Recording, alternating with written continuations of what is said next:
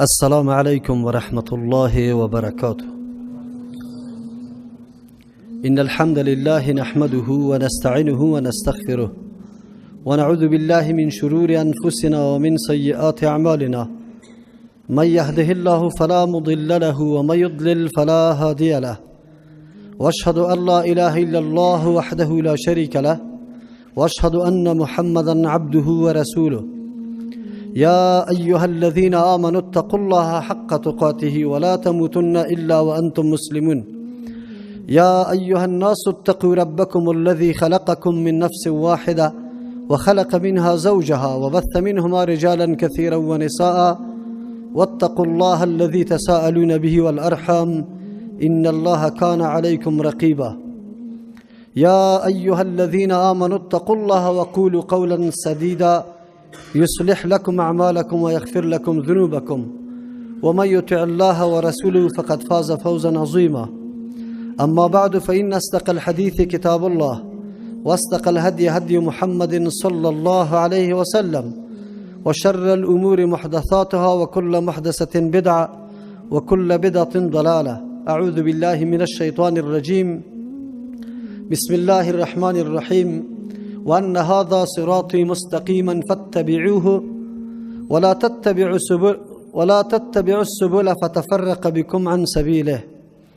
وعن عبد الله بن مسعود رضي الله عنه قال: خط لنا رسول الله صلى الله عليه وسلم خطا وقال: هذا صراط الله، ثم خط خطوطا عن يمينه وعن شماله فقال: هذه سبل، وفي رواية طرق، في كل منها شيطان يدعو إليه. ثم تلا هذه الآية: وأن هذا صراطي مستقيما إلى آخر الآية. رواه ابن ماجه، وقال الباني رحمه الله: حديث حسن. برادران عزتمند،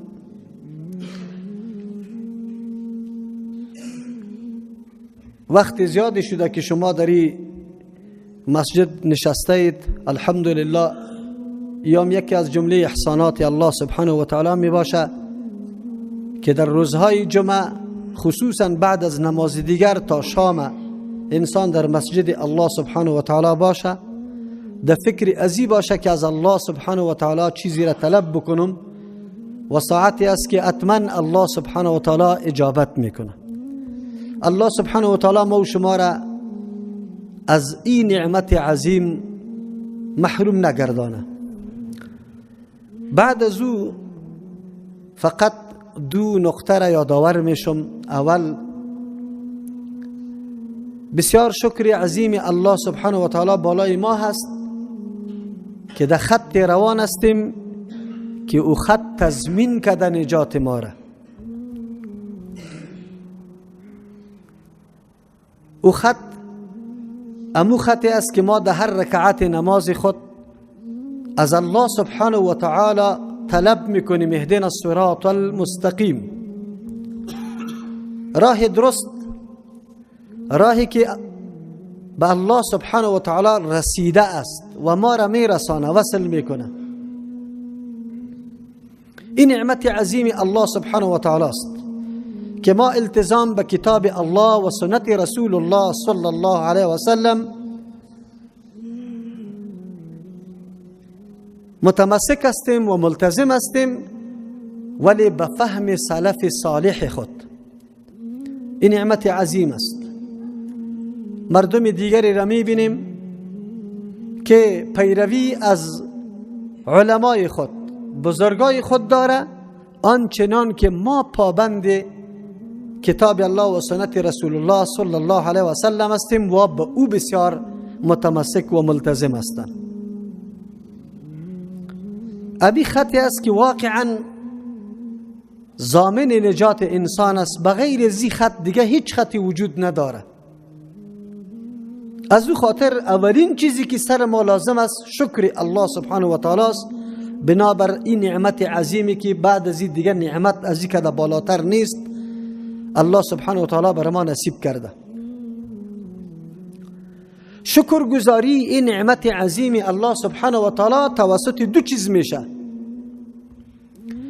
یکی علم به کتاب الله و سنت رسول الله صلی الله علیه و سلم، دوم به عمل کردن بالای امی علم. تا وقتی که ما معلومات کافی در مورد کتاب الله و حدیث صحیح رسول الله صلی الله علیه و سلم نداشته باشیم، در خط مستقیم هم روان شده نمیتونیم. از همون خاطر است نیاز ما به فراگیری علم کتاب الله و سنت رسول الله بسیار اشد و ضروری است. از او غذایی که روزمره ما تناول میکنیم و دنبالش از صبح حرکت میکنیم، خفتن پس در خانه برمیگردیم. اگر ما کمک کوتاهی در پورا کردن ضروریات یومی خود که متعلق به جسم ما میشه کمک کوتاهی بکنیم، بدن ما دچار امراض میگرده، سراسیمه میشیم. از همون خاطر است که در مورد پورا کردن این ضروریات هیچ کسی هم تغافلی و تکاسلی نمیکنه. امو شخصی که روز تابگار پودر میکشه، پودر امو هم در یک وقت واده از امو زیر پول سخته میبرایه، در موترهای کوتی سنگی کلای خود میگیره، خود شیشه موتری تو را پاک میکنه، این قدر با عاجزی کلی خود بر پایین میکنه و دست پیش میکنه که چند روپه بده. کسی نیست که بگویم من جسم خود همینطور میگذارم، نان نمیخورم، آب نمینوشم، تداوی نمیکنم، پشتی از این نمیگردم که من صحتیاب شوم. هر کس دویده رویست. این نمو خدمتی است که ما به کالبد یا جسم خود کرده رویستیم. او جزی که شرافت او جز توسط شرافت جز دیگه هست که روح هست. اگر این روح در کالبد ما نباشه هیچ چیزی نیست. اما او جزی که خیلی شرافت داره، او جزی که از عالم امر است، از عالم خلق نیست، او جزی که همیشه جاودان است و دائم باقی میمانه، مرگم سرش نمیآید، مرگی که ایره از بین ببره، انتقال سرش میآید، از این دنیا حرکت میکنه. اونمو جز که خیلی شرافت داره و عزت داره، در مورد تغذیه از او، در مورد آن چیزی که او ضرورت داره ما هیچ کوشا نیستیم. او جز عبارت از روح است. روح از عالم امر است. هر قدر که تحقیقات دانشمندا بکنه نمیتونه حقیقت و ماهیت اصلی روح پیدا بکنه. قل الروح من امر ربی، فقط کلگی بازمانده است. امی روح هست که انسان ساخته، امی روح هست که انسان مرتبه داده، امی روح هست که انسان استعداد و فکرش بالا برده، میتونه سر دنیا حکومت بکنه. اما درباره تربیه روح، درباره پورا کردن ضروریات روح چقدر کوشیدیم، چقدر غذا را برای امی روح آماده کردیم. جسد یک وجود مادی است، غذاهای شام غذاهای مادی بود، ما و شما کلی ما تلاش میکنیم برش پورا میکنیم. اما روح از عالم امر است، غذایش هم از عالم امر میباشه. غذای روح از عالم امر الله سبحانه و تعالی خود روان کرده. کتاب الله که وحی الهی است و حدیث صحیح رسول الله صلی الله علیه و سلم که تشریح وحی الهی است، این غذای امی روح است. اما چقدر برای آماده کردن از این ما وقت دادیم، زانو زدیم، عرق ریختیم، محنت کشیدیم که ما واقعا درک کرده باشیم که پیروی از کتاب الله و سنت رسول الله صلی الله علیه و سلم چی است. الله سبحانه و تعالی ما را خبر میده در کدام راهی که ما روان هستیم. ایره الله میگه و ان هذا صراط مستقیما، اینمی راه مستقیمی است. الله سبحانه و تعالی میفرماید اینمی راه، امی کتاب الله، متمسک به کتاب الله، عملی کردن احکام کتاب الله، تصدیق کردن خبری کتاب الله، این راه مستقیمی الله سبحانه و تعالی است. فاتبعوه، ما مامور هستیم. الله سبحانه و تعالی ما را میگه که شما تابعداری بکنی امیر آره، امی صراط مستقیم محکم بگیری. چقدر محکم گرفتیم؟ شما باور به الله سبحانه و تعالی بکنی، ما در معاشره زندگی میکنیم که اگر از یک مسلمان خیلی ورزیده سوال بکنی که در جمله ارکان ایمان که 6 چیز است، ایمان به الله، ایمان به ملائک، ایمان به کتابای الله، به پیغمبران الله، به تقدیر و به این که به روز آخرت، سوال فقط همین قدر صورت بگیره که ایمان سری کتابای الله چی مفهوم داره، ما چه قسم ایمانی داشته باشیم. نخواد به طور کامل و به طور درست امی ایمان برای بالای کتاب الله تشریح بتونه. ولی دعوای ما خیلی زیاد است. میگیم جهان باید در زیر سلطه مسلمان باشه. کدام مسلمان؟ کدام مسلمان؟ مسلمانی که تا الحال نمیدانه که ایمان به الله چی مفهوم داره، ایمان به ملائک چی مفهوم داره، ایمان به کتاب الله چی مفهوم داره. آیا ما تصدیق میکنیم کلی اخباری که قرآن کریم بر ما داده؟ آیا واقعا تسلیم شدیم؟ اگر آیات قرآن کریم ما تسلیم شویم، میشه ما متفرق شویم، تشتت کنیم، تحزب کنیم، جدا جدا شویم، کل حزب بما لدیهم فریحون شویم، گروه خود ما حق بگویم، تو از خود حق بگو. الله ما را به می خاطر روان کرده؟ الله خیلی طور ما را روان نکرده. الله خود ما را گفت واعتصموا بحبل الله، با کتاب الله چنگ بزنیم. یک مقوله خیلی مشهور است، این گروه ها همیشه ایره در مجالس خود میگه ما در آن چیزی که اتفاق داریم اتفاق میکنیم، اما در چیزی که اختلاف داریم معذور میدانیم، بعضی ما بعضی دیگر آره. ما میگیم نه، در آن چیزی که اختلاف داریم یک قید قطعش اضافه کنیم، بعد از تلاش، بعد از محنت کشیدن، بعد از اینکه خوب عرق ریزی شود که بله امی اختلاف هم رفع کنیم، توسط کی رفع کنیم؟ الله بر ما فرمان داده و این تنازعتم فی شیء فردوه الی الله و الرسول. ما یک دفعه بشینیم در مجلس موضوع اختلافی خود بگذاریم، تحقیق علمی بکنیم، به نیت تسلیم شدن به حکم و فرمان الله و رسول الله صلی الله علیه و سلم. بعد از او اگر در فهم یک مسئله و حکم، در برداشت یک مسئله و حکم به توافق نرسیدیم، اینجا ما یکی دیگه خود معذور میداریم و این اختلاف مذموم نیست. امی اختلاف صحابه رضی الله عنهم بوده. خو اختلاف صحابه رضی الله عنهم سبب از این نشده بود که یکی پشت دیگه نماز نخوانند. اختلاف صحابه باعث نشده بود که یکی به دیگه پشت دور بده، یکی با دیگه کینه و بغض بکنه، یکی با دیگه حسد بکنه. با مجردی که به صحابی قول رسول الله صلی الله علیه وسلم گفته میشد، صحابی استاد بود، مجال نبود که بگویه که نه قبول ندارم. اما شده میتونه که ما جمع بکنیم و کسی که حتی در عقیده قطعی تو یک متحد نیست، اتفاق نداره، او را جمع بکنی قطعی خود امکان نداره. تلاش شوه، تحقیق شوه، دستور کتاب الله سبحانه و تعالی را ما سر خود تطبیق بکنیم. قرآن برای ما چی گفته؟ الله گفت و ان هذا صراط مستقیما فاتبعوه ولا تتبعوا السبل فتفرق بكم عن سبیله. از راه های مختلف شما تابعداری نکنی که از راه الله شما را جدا می سازد. الله اکبر ثم الله اکبر. آن رسول اعظم، او دلسوزی واقعی، یقینا تصویر ای آیت، تشریح ای آیت، توضیح ای آیت بسیار رسا، بسیار بلیغ، بسیار دلنشین و قناعت بخش بر ما کرده.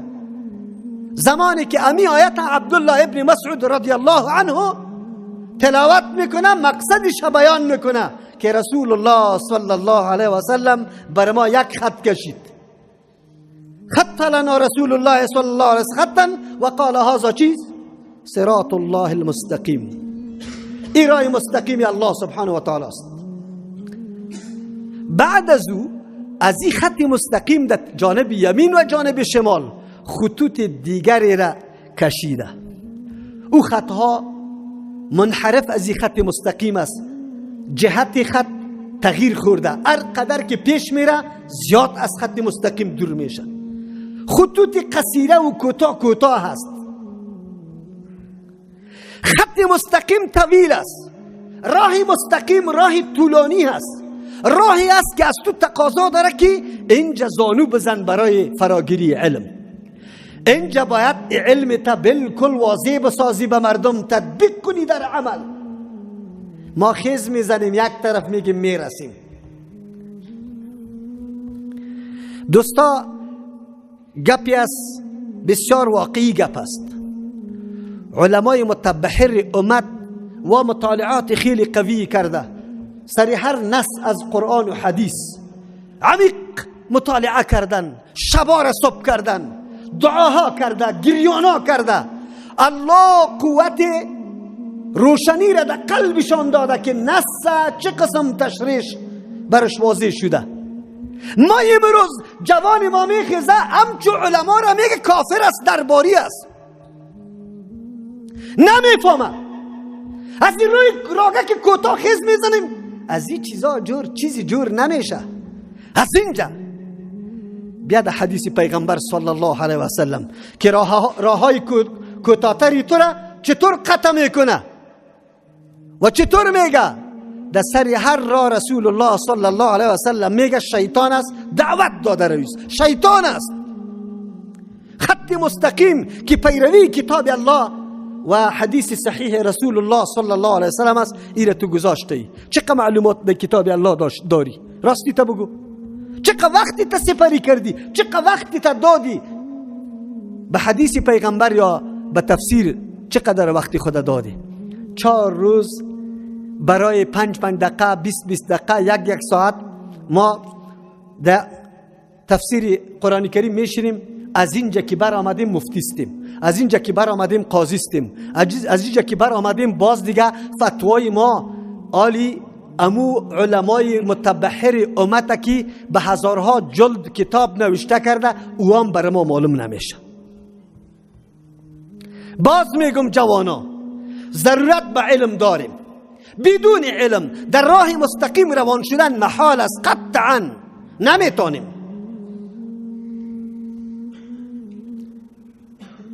کدام علم؟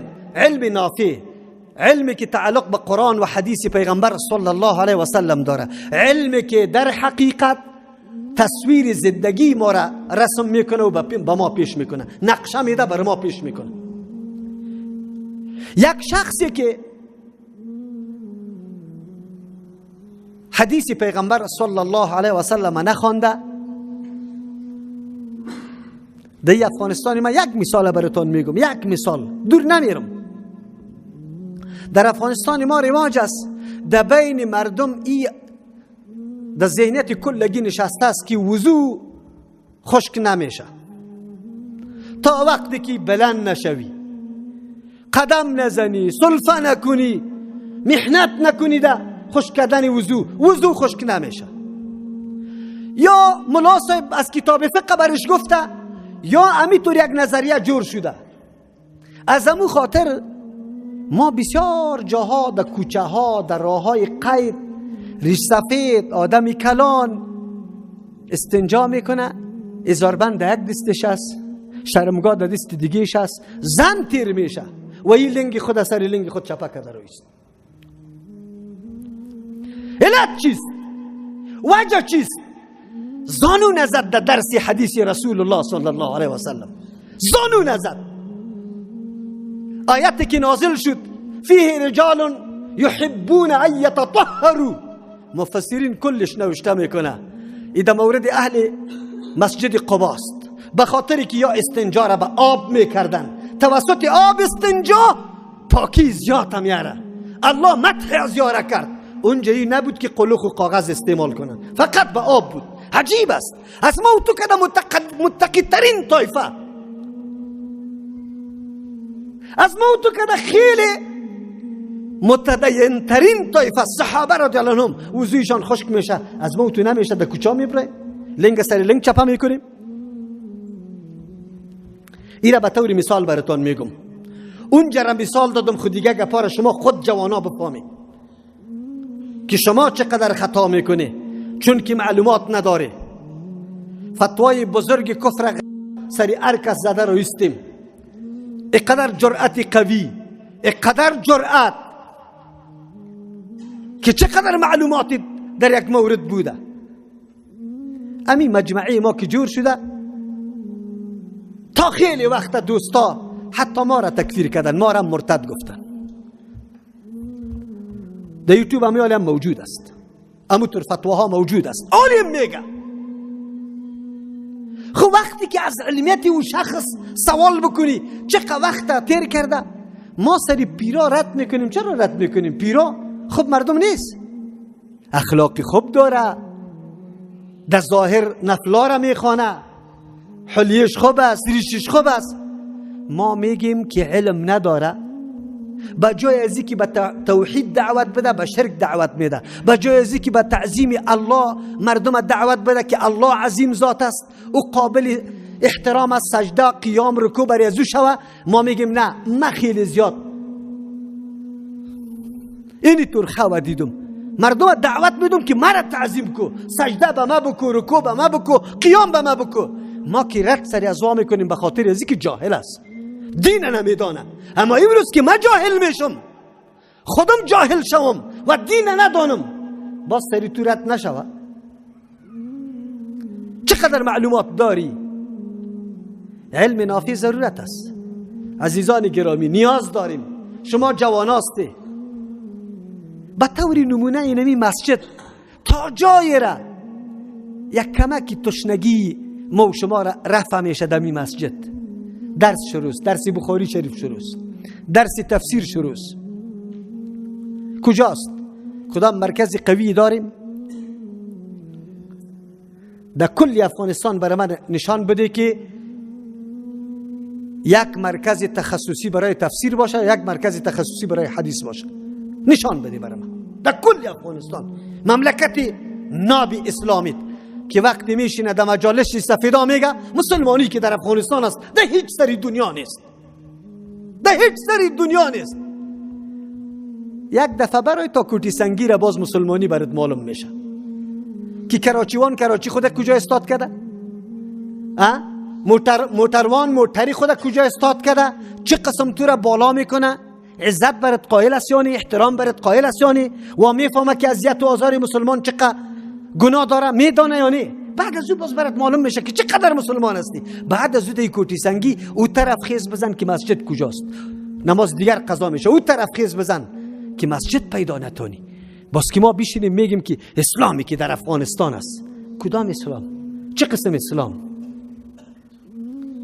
علتش چیست؟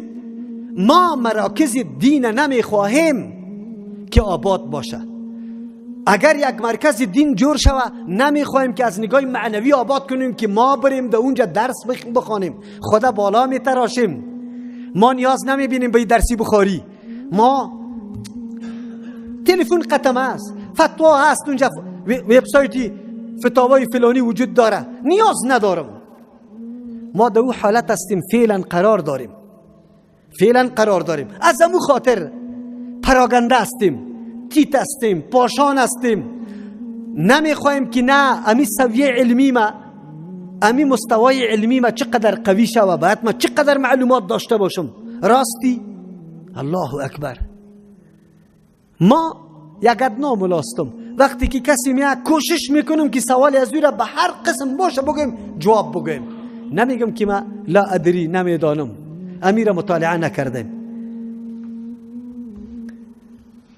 در مورد 3 امام مجتهد دیگه، احمد ابن حنبل، امام شافعی، امام ابو حنیفه رحمت الله علیهم، اینطور حدیثی که خیلی زیاد مصداقش امام مالک رحمه الله است، نخواد اینطور حدیث وجود داشته باشه که پیغمبر صلی الله علیه و سلم میفرماید که مردم از راههای دور سفر میکنه، سر شترهای خود نمیابن مثل عالمی که مدینه واره. واقعا همونطور عالم بود. امام مالک رحمه الله کتاب معطایش پیش از او 40 مسئله پیش میشه، 3 مسئله را جواب میگه، 37 مسئله را میگه لا ادری، تحقیق نکرده. امروز بچه جوانی من بالله قسم اگر بگوید که من نمیفهمم، سوال اگر اینجا پیش از یک عالم کده بچه جوان میخیزه میگه من جواب میگم. عزیزان گرامی، نیاز به علم داریم. علم ده هوا حاصل نمیشه، علم به مرکز علم ضرورت داره. مرکز علم توسط چی آباد میشه؟ مرکز علم توسط علمای حقانی، علمایی که معلومات کافی در قرآن و حدیث داشته باشه، علمایی که ما نیازی او علما را پوره کنیم، برش بگیم که مولوی صاحب تو را دیگر نمیخوایم که او طرف بگردی. اینیم وظیفه و مسئولیتی از تدریس ایرا در سر برسان. داریم؟ کدام انجمن گرفتیم دمی مورد؟ کدام اجتماع گرفتیم؟ کدام برنامه داریم؟ خیر است کلی مخلوق اگر نمیتانیم، امی 20 جوانی که در فلان جای زندگی میکنه بچه کاکا و بچه ماما هستن، برای از یا کدام پروگرام گرفتیم؟ نیسته. ولی دعوای ما است که نه، ما سر دنیا حکومت بکنیم. چه قسم حکومت بکنیم؟ این موضوع اول بود که حتی مراکز دعوتی و تعلیمی که جور میشه، یک برادر چنده میده پول کمک میکنه دیگه تخریب میکنه. اینجا چرا پول میدی؟ خو خیر است ان شاء الله روزی میشه که در پیش الله سبحانه و تعالی پیش میشی و جواب میگی کی را به بصیرت و علم فتوا دادی، منع کردی یا نه که اموتر اوی فتوا دادی. جوابش گفته نیستی. هیچ کدامی ما از اونجا تیر نمیشیم. یک موضوع. دوم موضوع عمل است. اگر کل ما خب فراست و علم داشته باشیم اما عمل وجود نداشته باشه، همگی ما میگیم نماز دیگر در وقت اولش خیلی فضیلت داره. پیغمبر صلی الله علیه وسلم نماز دیگر در وقت میخواند که بعد از او شتر توسط نفر ذبح میشد، او سری مردم توزیع و تقسیم میشد.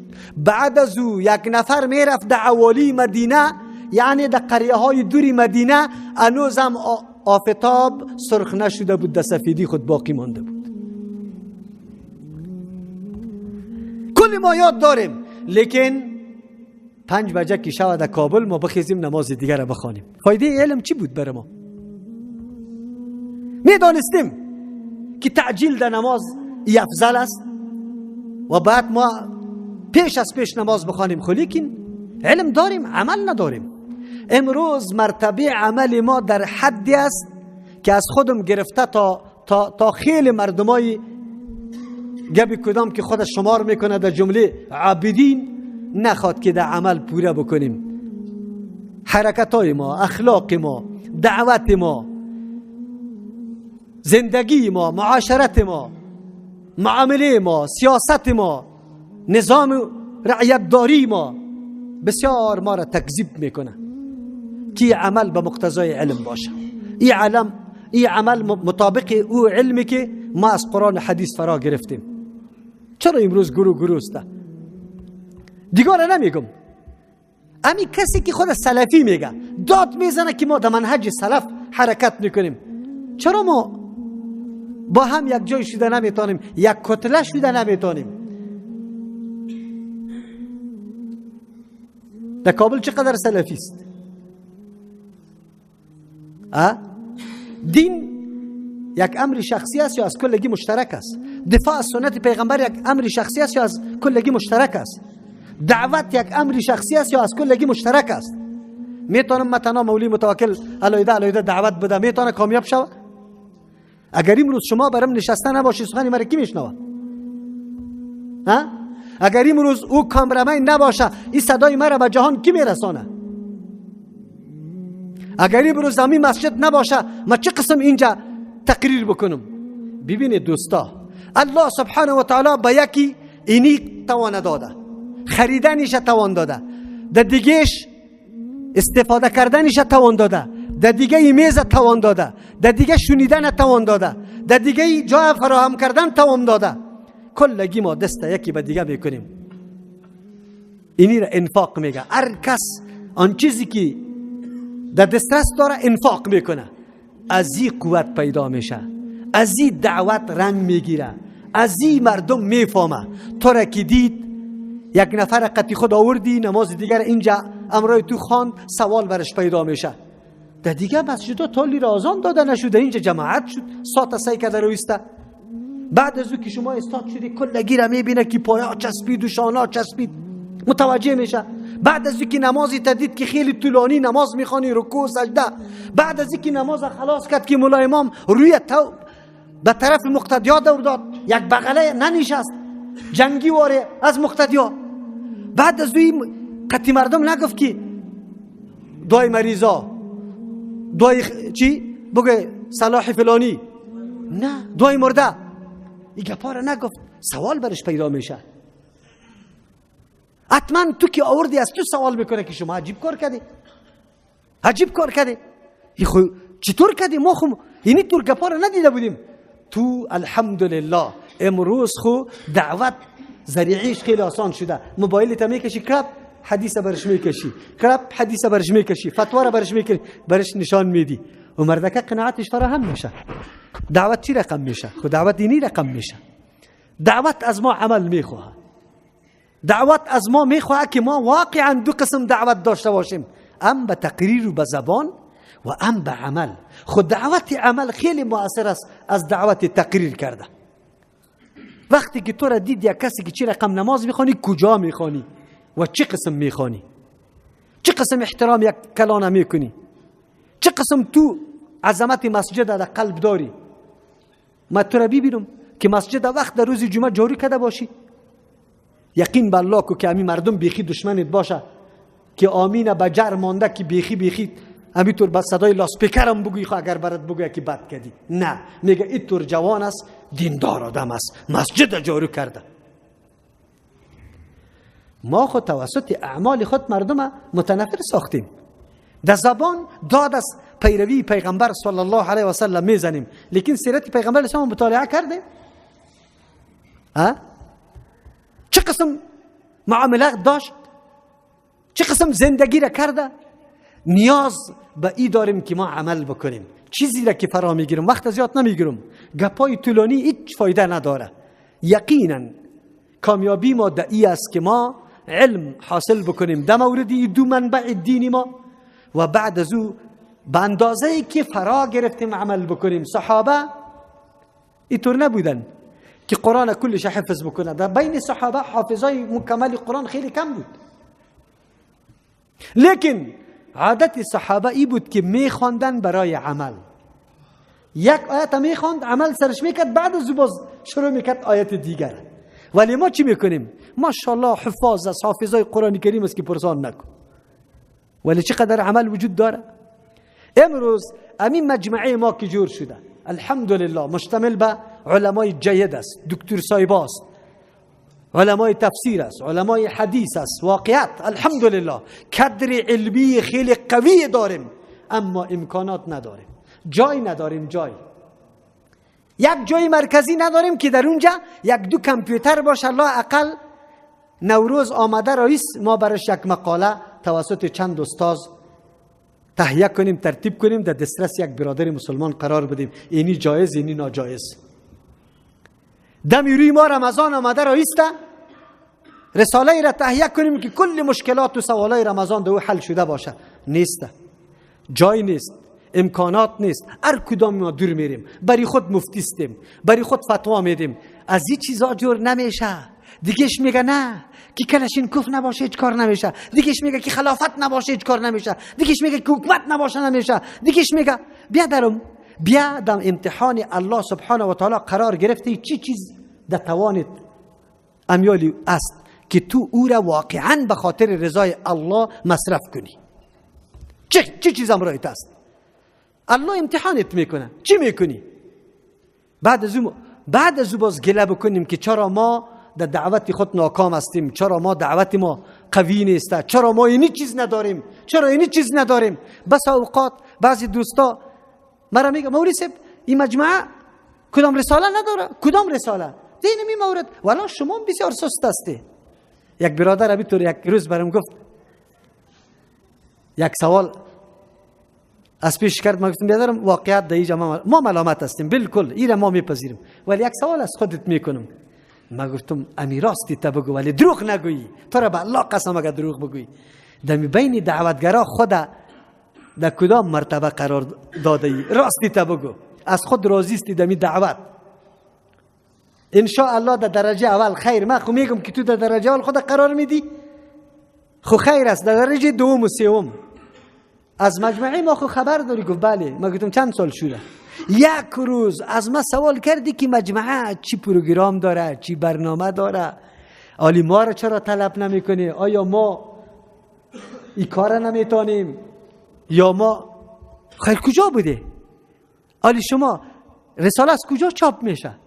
اما تو روی خود چاپ نمیشه. خود تو آره دوست که اینی قدر توانمندی داری در فلان موضوع، معلوماتی کافی داری، تو معلوماتی تا در دسترسی ما قرار بده، من معلوماتی خود در دسترسی قرار بدم، خدمت دین الله را بکنیم، نه تو را خوش کنم ما و تو نه مرا خوش کنی.